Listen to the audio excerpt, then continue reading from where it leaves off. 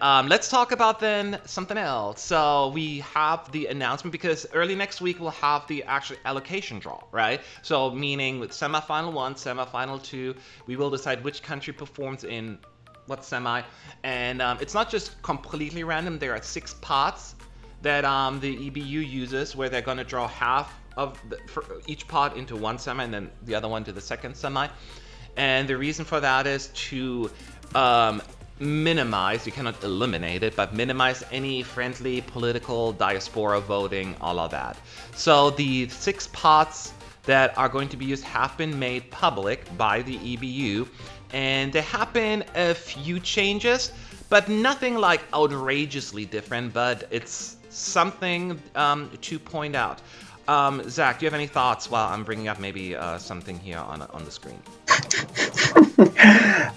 We talked about this before we went live, but I think the whole pot allocation is just kind of a crock of crap, to be honest. Now tell me how you really feel, though. Well, yeah, it's because you have 6 pots that are being allocated to 2 semifinals, so it really isn't like trying to help or prevent a diaspora vote or block voting from happening, because you're still going to have friends who are going to show up in certain semifinals regardless of how you try to make these pots work.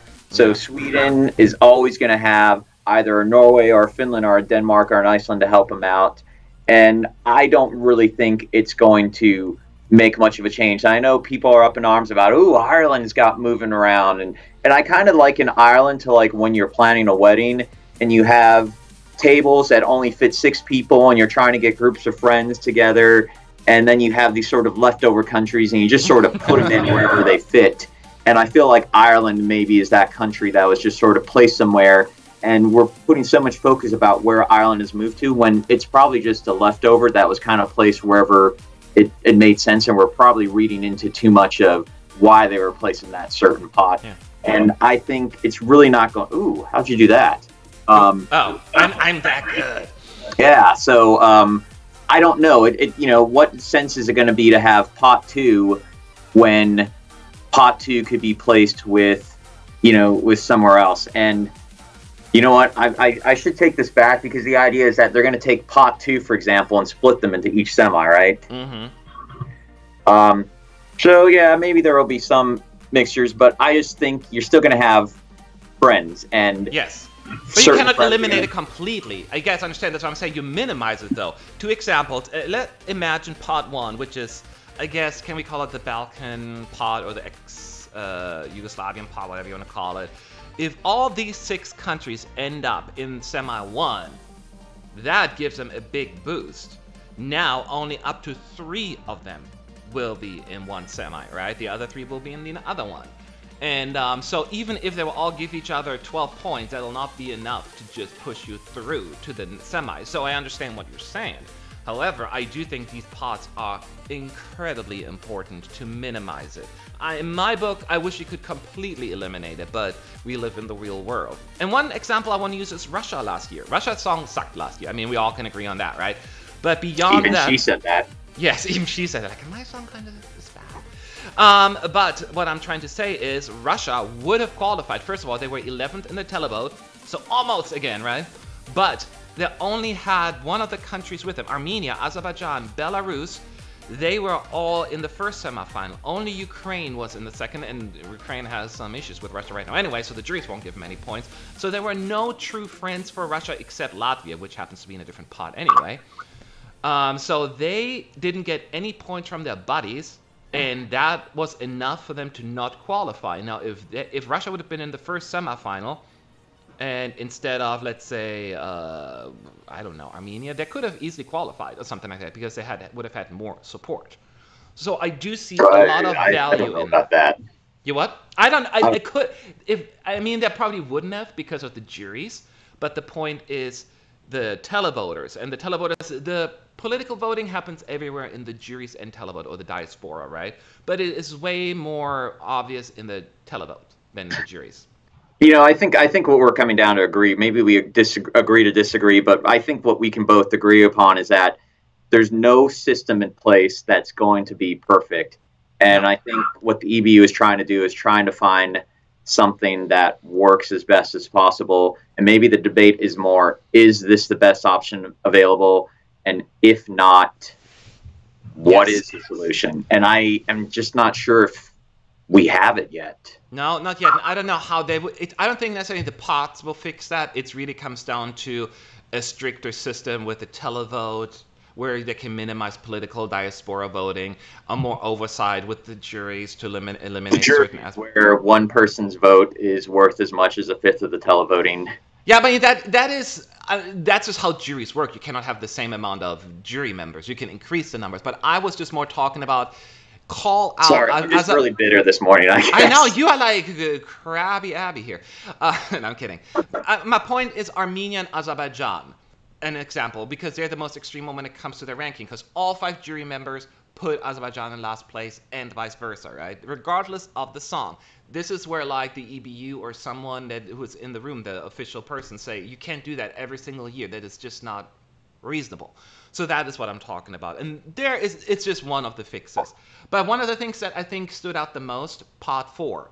Pot 4 has Ireland, Latvia, Lithuania, and Poland. And you think like, oh, this is very random. But Ireland has a huge diaspora of Latvia, Lithuania, and Poland in the televote. These are the countries that are almost always really high in the televote, and that is why they're all being thrown into the same pot. And then they just added Portugal because they have to put it somewhere. So that's the one that you said at the wedding. You just put someone random at a table. And yeah, someone asked where's Israel at, and it's this year. Israel's not in the pot because they're a host country. And they, along with the Big Five, are not considered in the pot. There will be an allocation of where they vote that comes on Monday. Yes. And Gil Cognizant, EBU should shame countries' jury that keep on voting 12 points to the same friends over the years, like Moldova, Romania, Italy, and San Marino. Here's the thing very interesting about Moldova, Romania. I agree with you, first of all. Interesting enough, when we had that transparent voting system come in place in 2014, you could see that Moldova and Romania, the juries, they didn't always give each other high points anymore because they were watched a little bit. Although, now, over the past few years, they've gotten a little bit more comfortable again with the votes, and they started doing the same thing again. Same applies for Greece and Cyprus. The juries didn't give each other 12 points by default for the longest time.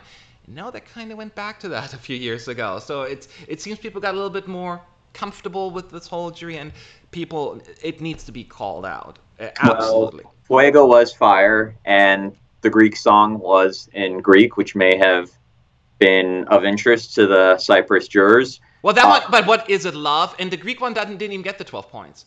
It was Is It Love? That one. I know, but she's a well-known artist. She's a well-known artist, but that should not affect the juries. Yeah, I mean, when we're talking about that, the big issue should be, why do we just turn the eye to Armenia and Azerbaijan voting each other last with the jurors? It seems like the jurors are always ranking one another last when they're in the same semi. Although that's what I said. They always do. Armenia and Azerbaijan always dead last, regardless of the song. Yeah, and I guess it's funny because you have pot 2 that are all friends, pot 1 that are all friends. And then pot 3, you have like frenemies, like people who are all part of a former Soviet bloc. Yes, it's frenemies. It's like, I don't like you, but I love you. Yeah, it's very political. Yes, it's a very difficult and complicated situation there. I've heard stories about Americans who went to Baku, and when people asked where they're from, and they said America, some people initially heard Armenia and kind of gave them dirty looks. Oh, geez, that's no good. I love pot 5. Which is why I'm just going to say I'm from Canada. Oh yeah, we're all Canadians for a little while. Pot 5 is, to me, the funniest one. That one's probably the most random one. Granted, you have like Belgium and the Netherlands, who tend to be a little bit more on the same side, and people can make the argument for Austria and Switzerland. But their voting patterns are not quite as extreme. Belgium and Netherlands tend to be very friendly, which is understandable. But other than that, I don't see this one quite as in your face as some of the other pots. Do you agree? Yeah. Anyway, so this was a very interesting thing I wanted to point out. The pod situation. Not sure, guys, if you agree or disagree in there. Again, it hasn't changed that much. It's mostly just about Ireland. Actually, Ireland had to switch it up. It will be a dream come true if Latvia will get in our semifinal, Ireland and Lithuania from Pot 4. I know, right? You hope for the little head start, but we're trying to fight that. We're trying to fight that. Anyway, let me take this thing off because we no longer need it. I mean, if we want to be transparent, I think the EBU should probably be more transparent in how they're choosing these pots. They kind of give us vague instructions about, well, this is how we did it, you know, and with the jury voting, we now see how they vote and rank things. You know, maybe there needs to be more transparency with how the pots are allocated. It always needs to be more transparency, absolutely. Yeah. Some of them are pretty obvious, right? The first three in particular, I'm like, yeah, no explaining. But the rest you can at least, yeah, let's talk about why is this country in this pod. Although this year, I must say, I feel in previous years, I was really confused where some random country was in a pod that I felt it didn't belong. This year, I feel actually I agree for the most part with it.